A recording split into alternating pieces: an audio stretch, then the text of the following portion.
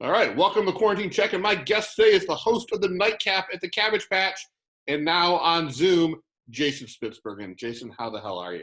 Hey, I'm doing great. It's, considering, but no, I'm doing pretty well these days. Oddly enough. That's good. That's good. How are you? How are you dealing with quarantine?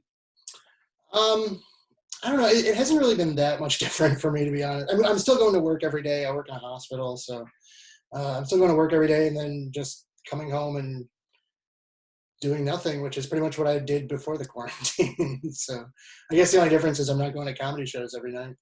But I've been doing some of the live one or the Zoom mics and stuff, and that's been fun. So. It has been. I will probably be at your next one. Okay, cool.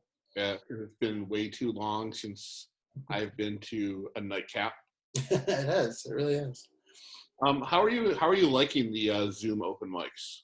I think they're okay. Like I equate it to like it's like a methadone open mic. It's like it's not quite the same thing, but it'll get us by for a few days, Just so it's not quite the same thing, to be sure, but it's still pretty fun. I mean, I've enjoyed almost everyone I've done. There've been a few that I've been a little frustrated with, but I've done several like all over the country. Mm-hmm. One night I did 4. Oh wow! I had nothing else going on. Yeah. And I find it interesting, especially when I'm with a group of people who obviously know each other. Mm-hmm. And it's weird because they're not doing their sets. They're just riffing. Right. And then to go and do my set and bail halfway through it just to riff. Right. Just so I can feel like I belong. Yeah. I mean, it's a poor substitute for what I love, and that's being in a bar, telling jokes on stage, sometimes with a crowd and sometimes no crowd at all. Right. How do you think comedy's going to change when we go back? Oh god, that's a tough question. Like, I there's a lot of people talking about just in general, like, how life's going to be different and all that. I feel like nobody really has an idea. It's like I've been trying to think of it because, like, especially with comedy, being that like the best comedy situations are when people are like right on top of each other. Right. And obviously that's not going to happen for a long time, not until we like get a vaccine or something. But so I don't know. It's definitely going to be different. I think it's still going to be like the fact that all these Zoom mics are happening and stuff shows me that like the hunger is still there and everything. Like that was one thing I was kind of worried about in general, that people would just kind of give up on it. But that obviously hasn't happened. And so like I think it'll still be around. It'll just be, especially as open micers, we're used to half-empty bars. So, that probably shouldn't change that much. But do you think we might have to limit how many people we have at the mics performing? Probably, yeah. That'll probably, I didn't think about that, but yeah, probably. I mean, I was thinking limit the audience, but yeah, definitely. Come on, some of the shows that we're on, there is no audience. Yeah. Yeah, but yeah, like, the Nightcap, we every once in a while would have, 25, 30 comics there. And that might not be able to happen anymore. It's sad because, this kind of, while we knew the coronavirus was coming, mm-hmm. You didn't think about how much it would damage our day to day. No kidding. Yeah, it's insane. I don't know. Yeah. I mean, it's one of the most, we've both lived through 9/11 and the recession of 2008. Yeah. I've never seen anything like this. No, this is unprecedented for us. I mean, the last time anything like this had happened was like the Spanish flu in 1918. Yeah, and that obviously none of us were alive then. And one thing I have to say, like that one of the things that's kind of kept me positive through all this. That's the weird thing too. Like, it's totally off brand for me, but I've actually like kept a positive attitude through all this. But the fact that like we live in an age where we can do this, and we can still stay connected through social media and all that. It makes me feel dirty to think this way, but like thank God for Facebook. It's crazy. But like I've been getting so much like heart, like I feel like there's a lot of love being spread, especially through the comedy community, just through social media, through Zoom mics, through all this stuff. And it's, I don't know, it's made me kind of like humanity, oddly enough. I agree with you. I mean, I've been going through days like I'm an emotional roller coaster. Yeah. Like there are days where everything's great. Right. And then there are days where I'm like, I can just end it right here because it can't get any worse. Right. Yeah, it's, I mean, yeah, and there's always this like, no matter what's happening, there's always this like underlying bit of stress underneath everything, just kind of that like, okay, I could do anything, I could just do a normal thing in my day and it could kill me, and that's just like, it's such a weird feeling, like no matter how good things are going, I'll always have that like underlying like, this is scary shit, especially working at a hospital. Not that I do anything, I'm tech support, I'm not doing anything. Have you been tested yet? I have not, no.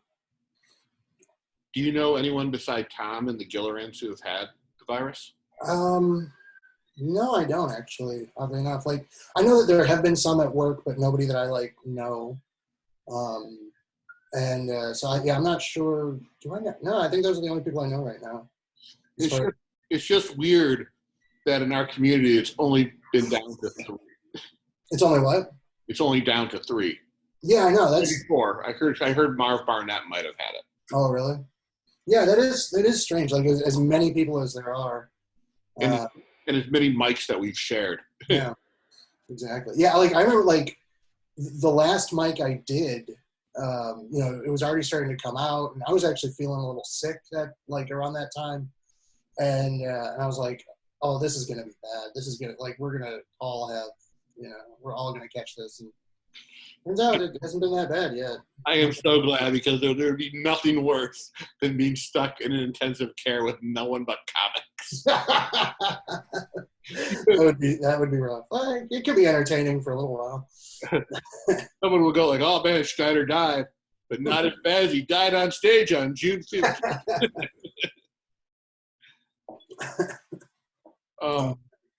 Let's get a little bit back into your history. When did you start doing comedy and why? Let's see. I started doing it a little over 3 years ago now. Like I started in February of 2017,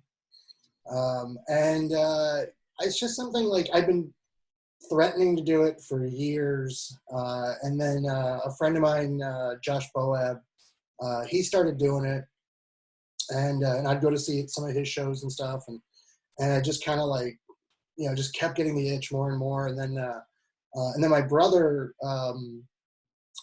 he offered, like for a Christmas gift or birthday gift or something, he offered to pay for the class at the Comedy Castle, Bill's class, if I wanted to take it.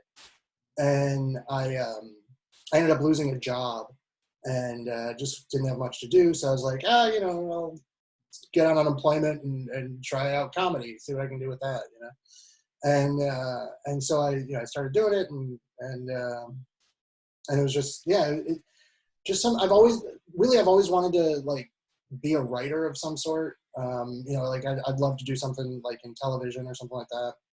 And I figured this was kind of a good way to start getting, just the writing juices flowing, because with comedy, stand-up comedy, you don't have to get anything approved or audition or anything. You just go up there and tell your own jokes. Well, that's not necessarily true. You do get it approved, or just approved or disapproved, because when an audience hates something. Well, yeah. But I'm saying, like, just to get the material out there, though, all you have to do is just go up and do it, And you're absolutely right about that. Yeah. So that was kind of the driving force, and then like after doing comedy for a little while, like I said, originally I just wanted to, just write mostly, and the performing was just like, yeah, I'll try that. And then I remember getting onto the stage for the first time, and I'd been a musician back in my younger days, and so I'd already been on stage many a time, but it had been over a decade since I'd been on stage for anything.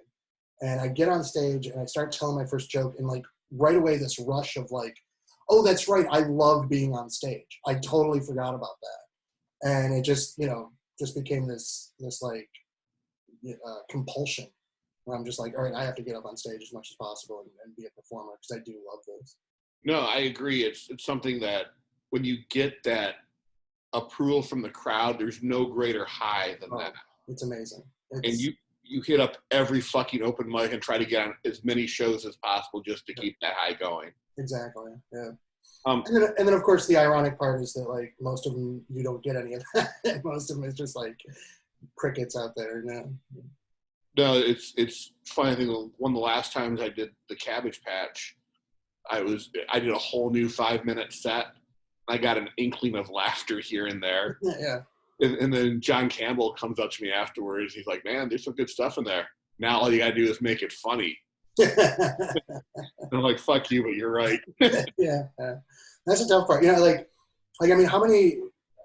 For me, I know like I go up on stage with so many premises that aren't quite jokes yet. And it's like okay, I know there's something here. I gotta find it. And then eventually I might. Sometimes I'll just throw them away, but. That's the thing. It's like you got to swing. You got to swing. Yeah. If you don't, you never know if you're going to have gold. Yep. I got to talk about a couple of your jokes. You have that joke about the Rolling Stones. Yeah. Which is one of my favorites, and I think the first time I ever heard it was at Canton Brew Works, and I thought not only was it smart, it had some nice twists in there. It had a pun, and I fucking hate puns, but so good. I love them. But what I like about that joke had so many layers to it. I think it's one of the smartest jokes I've ever heard. Wow, thanks, man. And you take the audience on that ride, and they buy it, which is so good. Yeah, it's really fun to do. Like I've always been really proud of that one. That's one of my earliest jokes. I actually just kind of revived it. Like 4 Zoom shows, because like originally the joke ends with me like going up to somebody in the audience, right in their face and explaining the joke. Right. And I've had people tell me like if you have to explain the joke, it's not that funny, and I'm just like, oh no. But and that's what I like about it, because you turn that trope on its head. Exactly. That's the point of it. And but yeah, so like I figured recently like I'd love to do that joke again, but I can't really like get in somebody's face on a Zoom meeting.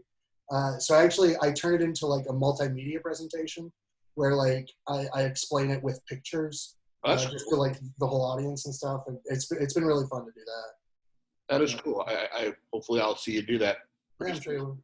Yeah. And actually, side note there, that is one of the fun things about doing these Zoom meetings for shows is the fact that we can play with the technology, and we can I know a couple other people who are doing straight up like multimedia stuff while they're doing their sets, and it just adds another layer to it that I think is really fun. Yeah, I haven't figured out how to do that yet on Zoom. Only because I had a Zoom account with Zoom Pro, and then it got hacked. Oh no, that sucks. Yeah. And Zoom customer service, hopefully you are listening, might be the worst customer service. Oh, really? Oh, I haven't had to deal with them yet. It took 3 weeks for me to get someone to respond. That was only because I went on their Facebook page and bitched. Oh, wow. Well, I mean, in all fairness, I'm sure they're swamped right now with everybody using this stuff. But when someone says, because they charge money to my account as well, the hackers, when there's some kind of $84, discrepancy, right? They should deal with it. Yeah, that's true. Yeah, that is true. But all right. So you took the class at Ridley's. When did you take over the Cabbage Patch? It was actually pretty soon after that. It was I think it was like in July or so of that same year, 2017. Mike Jeter was the guy who started it, and then Scott Wilding took over after a little while. And Scott was moving to Chicago, and Mike still kind of had like say over everything still.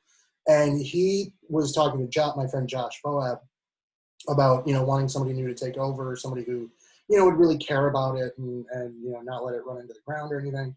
And Josh was like, hey, you should give my buddy Jason a try. I think he'd be really good at it and have fun with it. And yeah, that was pretty much it. Mike was like, yeah, let's give it a try. And then I took over, and it was was rough at the beginning. Like when I first took it, like there weren't a lot of people coming to shows, and like I can remember, we'd have nights of like, 4 comics and no audience at all. It was just so like I don't know, just depressing. But then after a while, like I don't know what happened, but it just started to pick up, and for the past like year, pretty much every week we've had at least like 12 comics there.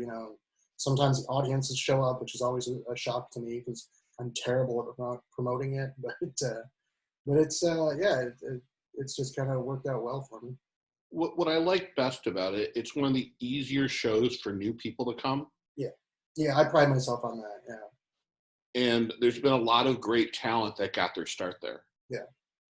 Yeah, that one of the things I love, one of my favorite things about running that show is the fact that like I get to watch people, like from their first time on stage a lot of times. Like I've seen them over months and years, like just get better and better. And it's a really fun thing to watch, just seeing these, people kind of grow up in front of my eyes kind of thing. Yeah, I think that's great. Like, I booked Jaime Polina based on a performance at the Cabbage Patch. Cool. And also one of the worst things happened. Same night, or maybe, I don't remember the same night, I asked, there was a kid doing his set. I thought it was funny. Never saw him before. Mm-hmm. And I went up and asked him, hey, I run a show. I'd like to get you on there. Yeah, I'll give you a 5-minute spot. He goes, I don't do anything less than 10. Fuck you. Yeah, it's always a fun one. It actually reminds me, my first set ever, Josh was running a show at the Bayside, Okay. which is now the beach that Tom Swan was running. This is how my naivete went. Like, Josh books me on the show. It's my first time ever on stage. I'm still in the middle of Bill's class. He tells me, he's like, okay, I'm going to give you a set. I'll give you a 7-minute set. And I'm just like, hey dude, actually I prepared 10 minutes. Like, do you mind if I like do 10? And he just kind of was like, fine. Like I had no idea what kind of like an asshole thing that was to ask at that time. Like looking back, I'm like, I would have just smacked me if I was him. Like, no, you do what you're given. But I always feel like it's always a funny kind of I can't believe who I was that day. But you got to think about every new comic goes through that where they think everything they write is golden. Yeah. And they go on stage like, all right, I'm doing my first 15-minute set. And then this is half their set. Oh man, what should I talk about next? Yeah. Airplane food. Exactly. So do you think you're going to run the show once it comes back, or you think eventually you'll pass it on to somebody else? I'll definitely be running it again, assuming the Cabbage Patch is still open, which I'm optimistic that they will be, just because, I don't know, I think I don't see why they would close it, really. And I know that, like, the open mic night is, like, tends to be their biggest night of the week at that bar. Really? So, so, like, they would have no reason not to book us again. And the owner of the place really loves me and loves what we do there.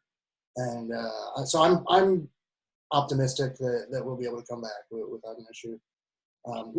Who knows how the social distancing thing will affect it, but yeah, I'm pretty, and I've always thought about like when I'm going to pass it on, because I have to eventually. I've been running it now longer than anybody else had. And but it's such a thing for me. Like Friday night is the Nightcap. Like that's just what it is for me. And I can't imagine not doing that. Like I can't think of anything I've ever done for this long, like nonstop. Like this is longer than any like relationship I've ever been in, longer than any job I've ever had. So yeah, I can't imagine not having it. So. Well, it's a good show, and what I like about it, it's a consistent show. Yeah, I strive for that. I strive for consistency and a certain amount of professionalism. Just certain things where I'm like, this has to be right every week. That kind of thing. Yeah. Let's see what else. What is your favorite show in your history of performing? My favorite show. I think my favorite one. There's one that I always go back to that I kick myself for not recording. I was doing a show at Liberty Street Brewing Company in. I always forget if it's Northville or if it's Plymouth. Plymouth, yeah, in Plymouth. Okay, I always get those two mixed up. In Plymouth for Justin's Securka, I think is his name. And it was just a great night. I did I think I did a 15-minute set, and it was a paid gig, like paid, people actually had to pay to get in and everything. And I had tons of people show up. Like that was a big part of it. But like my brother, my dad, few friends that I hadn't seen in a long time, and I think I had like 8 or 9 like friends in the audience and stuff, and the place was wall to wall packed. And I remember every joke hit that night, which is such a rarity, just for every single joke to get good laughs and everything. And I was just like, I just remember feeling amazing, and I have one joke that I end sets with a lot, where I just kind of walk off stage like almost mid joke, and I just remember it hitting really hard, and like I walked off stage and just applause kept going for a while, and that's my favorite memory on stage at this point, I think. Justin runs a great room. He does. He really does. Yeah. And what I love about it is the audience comes there to laugh. They really do. Absolutely. And as a performer, you get free drinks. Yeah. Can I hear that? Yeah. What would you say your worst performance was? Oh God, that could be like every week in any. Let me rephrase it. The worst bomb you've ever experienced. Let's see. Oh, okay. Yeah, no, actually, I do have one for that. I do have one for that.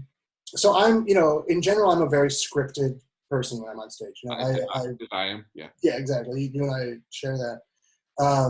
And so like, I went through a phase, and I still try to do this every now and again, to like go up on stage with only like half a plan. It's like, okay, I've got these jokes, and I'm going to try to, wing something else. And so there was this one night at Something to Do, the mic that used to be in Ann Arbor. Okay. Where I decided to get a little drunk, because I tend to like be able to, go off the cuff a little better when I'm drunk. So I got really drunk, and I go up and I do, it's like a 5-minute set, and I've got about 3 minutes ready, and then like I just riff the rest of it, and it worked. It like bear with me on this, but it worked, and I actually did some good riffing. I think I got a couple of jokes out of that, like that that I ended up putting into normal sets and everything, and it was great. And I was like, okay, let's do this for a little while. Let's try it. So then the next week, I was at Prankus with Bart Dangus's show. And I was like, all right, we're going to do this again. Especially this will be perfect because, there's a lot of audience interaction. I can riff off of that and everything. And it's going to be great. So I start drinking and everything. And I'm not wasted or anything, but, I've got a good buzz going. And then Bart comes up to me and he says, hey, we're going to push you back a spot because Jay Bell just showed up. And he's going to do a set. I'm like, oh, okay, great. It's funny. Yeah, he's amazing. It's hilarious. And he goes up there, and everybody's doing like 5-minute sets. He goes up there and does like 20, and I'm just sitting there like, all right, I'm nervous. I don't know what I'm gonna do. Like I gotta, just like. And I remember, I think I went out for a cigarette like twice during his set and kept coming back. He's like, oh, he's still on, And I mean, it was great to see, but it was like freaking me out. And then, so then finally he gets off stage, and I go up, and, I start my first joke, and they're just not having it at all. And I'm not getting, and, at Prankus, they're supposed, they tend to, heckle and all that, and, in a good-natured way, and like nobody was doing that at all. So I was just like up there floundering. It was just, it was so rough. That one was probably like one of my least favorite moments. Good story for it. Good story though. But it's weird. What I like about Prankus, and the first few times I've only done the room like 5 times because leaving Detroit for work and then coming back, it just That makes sense. I mean, I didn't want to do, but like the first couple times I went there, I did my set, and I got no reaction. I didn't even get heckled. It was just I was there, and people were bored. And the last couple times I did it, I just went up without a plan and just started telling a story, and people got into it. That's cool. Yeah, they can kind of tell when you're doing material as opposed to when you're just kind of like messing around with them. Yeah, and it's just it's messed up. Like, I don't know if you remember Sean Isabel. Yeah, he went there and he did his whole thing, revealed his Captain Kirk or Picard shirt. Yep. And again, crickets. Oh yeah. It's like, for all of us who are so rehearsed and our sets are, we beat them into the ground until we get every word perfected. It's weird going into places like that, but it's also helpful because it makes you a better comic. Exactly. Yeah. It definitely, like, that's a muscle I want to learn a little bit better is to be able to ad lib, to be able to come up with stuff on the fly. Because it's something I've always been a little hesitant about. I've done some other shows, like back when the Moist Definitely guys were doing the interruption show and stuff. I loved doing those because it was such a different thing where they would like ask you questions during your set and everything, throw you off kilter and stuff. Those were always really fun. And Witzel used to do that at the Power Hour back yeah, that's right. in Hamtramck. Yeah. Do you think a lot of the newer comics are going to come back once this is over, or do you think we're going to see a decrease from all levels of comedy? That's a good question. I do think, yeah, I know a couple of comics, who kind of like are starting on Zoom basically. Like I know a few guys who, they didn't really start doing it until, it was like they did their first or second show and then the, coronavirus thing happened. And so they're, they have more experience on Zoom now than they do at actual mics. And I've always wondered, like, I feel bad for them. And I'm like, I wonder how they're going to do, like, in an actual, real mic setting and stuff. We'll see. I don't know. Like, it's definitely going to be strange. I will admit, I've been having a hard time adjusting to Zoom mics. Oh, yeah, of course. I did a showcase with Tina Green in Nebraska for a show in Nebraska. And the show, all the comedians were on Zoom, but the audience was on Twitch. At least if the audience was on Zoom, I'd be able to hear laughter. But it felt like it was so separated. Yeah. Like I paused where I should have paused, and I'm like, I need to rethink how I do comedy. Yeah, it's definitely it's a different muscle, I think. And like I one of the reasons that, like, when this whole thing first started, like even before like I'd heard about people using Zoom or anything, I remember like I saw some people putting out some Facebook Live stuff and stuff like that, and I was like, damn, I really want to get the Nightcap going some way virtually. Like that would be awesome. And then, but I was thinking like with Facebook Live or Twitch or anything like that, like you can't get real time audience reaction, and that's what we as comics we kind of need. So then I was like, somebody turned me on to Zoom. And I was like, oh, we can do that. Yeah, let's try it. And then this is going to sound so pretentious, but I was the first person I knew to use Zoom. You were. Yeah. And so like for this, and it was just like, oh, okay. And, there've been some bumps along the way, but I try to, with my show, I try to run as smooth a show as I can. And it's pretty good. We still have, like, we had a guy this week who, it was going to be his first time ever doing comedy. He was like a friend of mine who like ended up at one of the shows, and he's like, I want to give it a try. And so I introduced him on Friday, and he had no audio. Like we could not hear him. Oh no! Like everybody was wondering if he was just doing some sort of bit, just like just pretending to like not be able to, but no, it turns out it wasn't working. And I let him go for a little bit longer than I should have, just making sure it wasn't a bit. But I felt so bad for him. But overall though, like I work in tech support, so I know how to like make things work better, and stuff. So I try everything I can to like make sure it's smooth, and everything. So I don't remember where I was going with this. All right, let's see what else we can talk about. What have you been? I know you've been working, but what have you been binging? What have you been watching, or how have you been entertaining yourself? Yeah, I've been. Let's see. I mean, I've been watching a good amount of TV. I haven't really been binging much though. Like, I've been doing a lot of like one episode of this, one episode of that, and then like go play some game or something.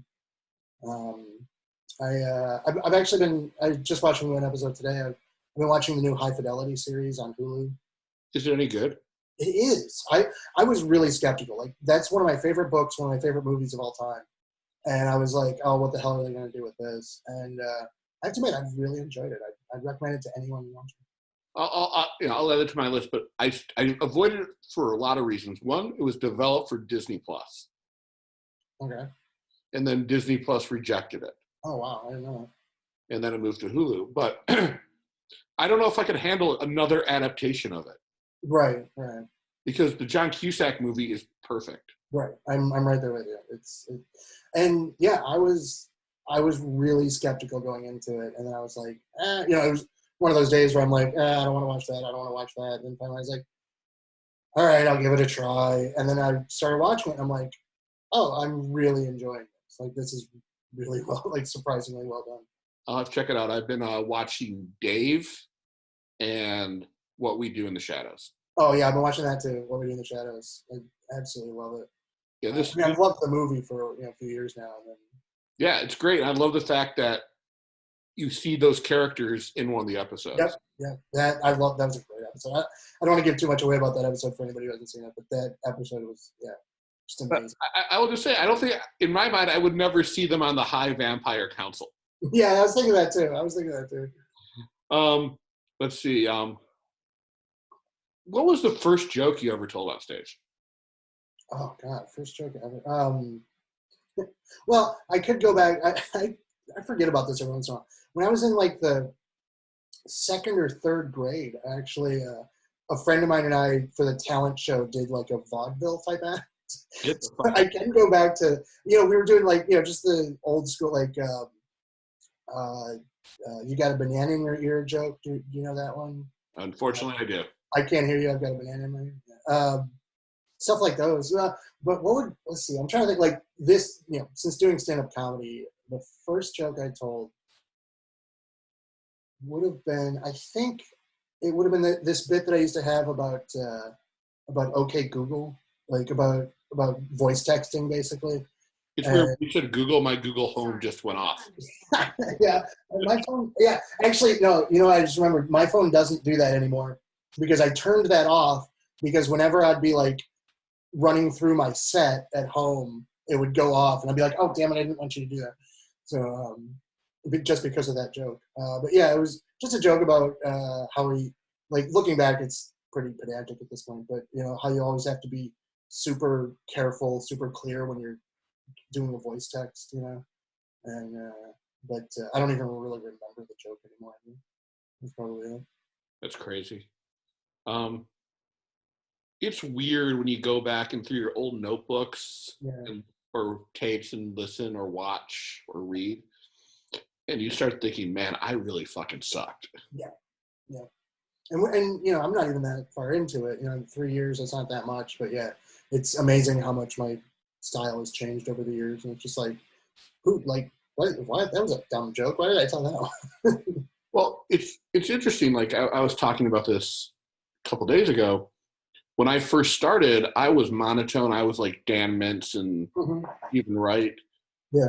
And just to compete, because the Detroit scene is so good and so competitive, I had to alter my style. And I think I did that for the better. And again, that's one. Yeah, I remember that about you. I remember you kind of changing and being like, oh wow, he's like I don't take this the wrong way. I hope you don't, but I always, like, whenever I saw you, I was like, this guy's an amazing writer, but like, I don't know about his stage persona. And then eventually you did kind of make that change, and I was like, I saw it like as such an improvement, Yeah, I did too. I started getting booked on more shows. Right. What advice would you give to newer comics newer comics? Yeah, the one thing, because I feel like this sounds pretentious, but like, since I run a show, people do, ask me a lot about that kind of stuff. And the one thing that I always tell them, like, there's nothing more valuable than just going up there and doing it as much as you can. It's obviously we can't really do that right much now, but actually, I mean, even with these Zoom mics, it's still some sort of experience. Just like getting up and getting up and getting up. That's what matters more than anything else in the world, I feel. I'll talk about, because she was at my first open mic, and I know she did Nightcap, Lucy Orchard. Mm-hmm. I am impressed that she goes to open mics all over the world. Yeah. Yep. And I don't know. I thought about doing one in England. It was like at 4:00 in the afternoon. I'm like, it's too fucking early. Yeah, I've been thinking about that too, like checking out some ones outside of the Detroit area and stuff, just to kind of. I mean, if for no other reason, it'll be fun to like see what the scene is around other places and stuff. I really haven't, like, back before all this. I've only ever done a few open mics outside of Michigan. A good number in Ohio, and then one in Florida, kind of randomly. How did that go? It was good. It was fun. That one, most of the audience, like, I went down there to pick up my dad, who had been down there for vacation, and he was there. He was at this show with a bunch of his friends, which included 4 people who literally have known me since I was born. Like 2 of whom were actually in the hospital the day I was born. And so it was really weird, like, telling jokes about smoking weed and jerking off and stuff in front of them. But it was a good, it was a fun show without a doubt. Like, just getting to, like, I'm sure every scene has, some great comics in it, and it's just kind of cool to, like, see, like, oh, that's the type of jokes they're telling down here. And, yeah, it was super fun. It is really cool to go to other cities and practice your craft, because first of all, you just do your A material. Exactly. Yeah. You don't have to worry about, like, trying new stuff, because, like, nobody there has heard you before, So it's like, it's not the whole, like, yeah, we've heard this one before. You're not gonna get us to laugh. So yeah, that's cool. Yeah, it's awesome. Last year, I think, I had my best year in comedy, like performing in other countries and doing a couple festivals. And that's awesome. It's weird that none of that's going to happen this year. I don't think any festival is going to exist. Yeah, I can't imagine. I can't see it happening. I just want shows to come back. Yeah, exactly. That first mic coming back, man, is just gonna be so amazing. It's gonna be emotional. Yeah. I think what it should be is, just to get enough people in and out, you just do your best minute. Because there's going to be, everyone's going to want to be there just to see each other, and because it's great talking to people through Zoom, but the best part of the show is the hang. And I think the Cabbage Patch has the best hang because you have the hang porch. Right. Yeah, that's one thing I've always loved about the show. There is it's just one of the, like, I think that the Cabbage Patch and New Way, like, the best part of that isn't the show at all. It's just hanging out and talking to comics, and that's what I love about it. And that's definitely something I'm missing. And I can't wait for that to come back, because I do just miss just shooting the shit with everybody. No, it's the best part. And that's, again, the reason I started doing this is to keep the hang going. Yeah. It's pretty awesome too when you do that. What are your goals for comedy once we get back into it? I don't know. Like, I've kind of, that's a weird thing too. Like, I had a moment, I'm not going to get too much into it, but, like, I had a moment a little over a year ago where I kind of, like, I had kind of a bad night at a show, and I just kind of was like, figured, like, this is the end of my comedy career, like, I just took, like, a major step backwards kind of shit.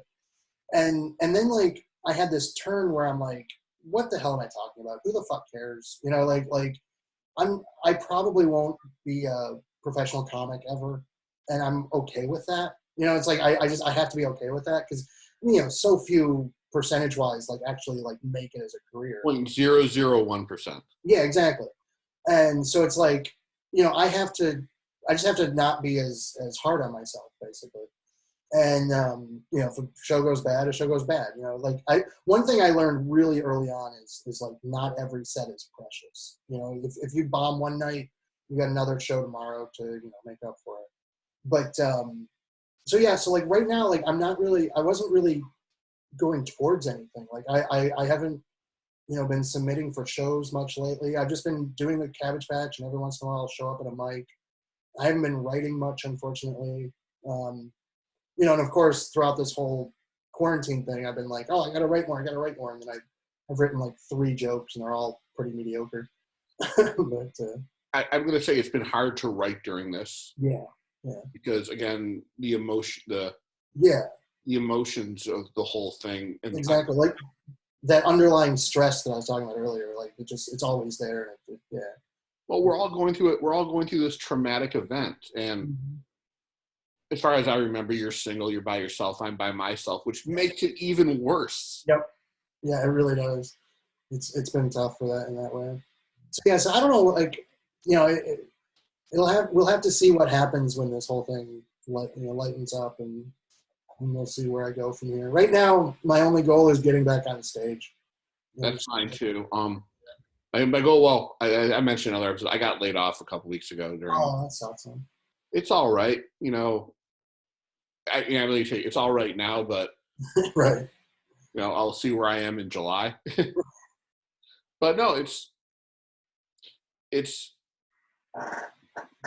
you find a lot of the jokes I've written are about that and how it's been happened on technology. Yeah. Which I find just weird. I've been on Zoom dates. Nice. It's not nice because it's horrible. At least I go into it knowing I'm not going to get laid. Yeah, so that's a good thing. Yeah. I've got a friend who joined, like he just recently got divorced, and he joined Tinder, like right before the quarantine started, and so now he's like, oh, whatever, I'll never meet these girls. I can just let it all hang out, and, don't have to worry about anything. Like maybe I'll never meet them. I don't really care at this point. I connected with a girl on Tinder about a month ago, and she used the term that she was a pole dancer. And I'm trying to go, tell me you're a stripper. Just tell me you are. Because there's no such profession as pole dancer. Do you take off your clothes? I am cool with that. Right. It might make me want to meet you more. Right. Don't lie about your profession. Oh, man. Yeah, I did the online dating thing like last year for a few months, and I just hated every second of it. Oh, it sucks. Yeah, it's terrible. Nothing has ever. Let me put it like this: I'm a stand-up comedian, and yet nothing has ever hurt my ego more than online dating. And it was just I couldn't do it. And people keep asking me. They're like, I have a couple of friends who are like, when are you going to get back on online dating? That's what you should be doing. I'm like, I can't. I can't do it. I made the mistake of having an online date, and I told her I was a comedian. She goes, I'd love to see you. I'm like, yeah, you should come out and see me, thinking that my comedy would, make her laugh her panties off. Right. She left, and then she messaged me on Tinder saying, I don't think we should go out. Oh, no. That's not good. And I go, did you at least like my jokes? I'm still waiting for a response. Yeah, well, she definitely was not the right one for you then, because you're fucking hilarious. So. I know. I think she might have been into religion. Oh, yeah, that's not good. Yeah. Well, man, this has been awesome. Before we go, I have become a big fan of Craigslist Misconnections. Okay. It is where the creepiest of the creepy go to find love or some sort of connection. Okay. I'm going to read one to you, and if you could riff a joke or snide comment on it, that would be great. This one's called Girl at the T-Mobile Store. It's from Los Angeles in Koreatown. Okay. Girl, today, Monday afternoon at T-Mobile Store at K-Town, Wilshire in Vermont, you were with a young girl. Didn't know if it was your younger sister or daughter, but I didn't want to come out awkward. We missed glances at each other, but you were very cute. Central American Salvadorian or maybe Mexican. Anyway, if on the outside chance you see this, let me know what color you were wearing and what color I was. I'd like to talk to you. Yeah, okay, yeah. I mean, the fact that she was with a daughter or little sister makes it just a little bit creepier. Like just like, and the fact that he doesn't even know if she even saw him, like that makes it real. Like, yeah, I told you I'm not very good at riffing. No, but that is fucking creepy. And like, but the fact that he went specific with the ethnicity, you know, he didn't just say like Latina. Like he knew like specifically where, you know, her heritage was from. Is just really like, how do you get that kind of detail about somebody you just saw for a second? It's weird. What's weird about it is at the beginning the way he writes it. Mm-hmm. Girl today, Monday afternoon at T-Mobile store at K-Town, Wilshire in Vermont. Just the fact that he begins a sentence, girl today. Yeah. Girl. And, you know, one thing I've known, too, is that women love being called girl, especially, you know, from a stranger. I could just see her reading this, like, I saw him. He called me girl. Fuck him. I had an interest, and now that I've read this, no, definitely no. I'll go with the guy who saw me at the Sprint store. Yeah. He was like, I saw you there in your blue blouse.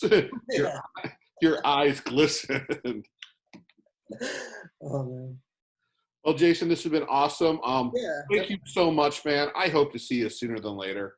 And Absolutely. I will see you, since this is going to be up next on Friday, I'll see you tonight. All right, great. At the Nightcap on Zoom. And you can find it by going on Facebook and Michigan Comics Network and probably see a multitude of posts. Yep. I try to, you know, get the word out as much as possible. So. You might want to check the Facebook group Displaced Comedians and post it there for a whole bunch of new comics who might never ever step foot in Detroit. Is that just like a countrywide or worldwide type thing? Sure, I think it's worldwide. Yeah. Oh, nice. Yeah, I should do that. All right, cool, man. Thank you so much, and we have a great guest on tomorrow's show. All right. We have James Kocher from Lansing, one of the Salsa Parlor boys. Nice. Where we'll be talking comic books and Corona. All right. All right, thank you so much. We'll see you all tomorrow. Yeah, have a good one, man.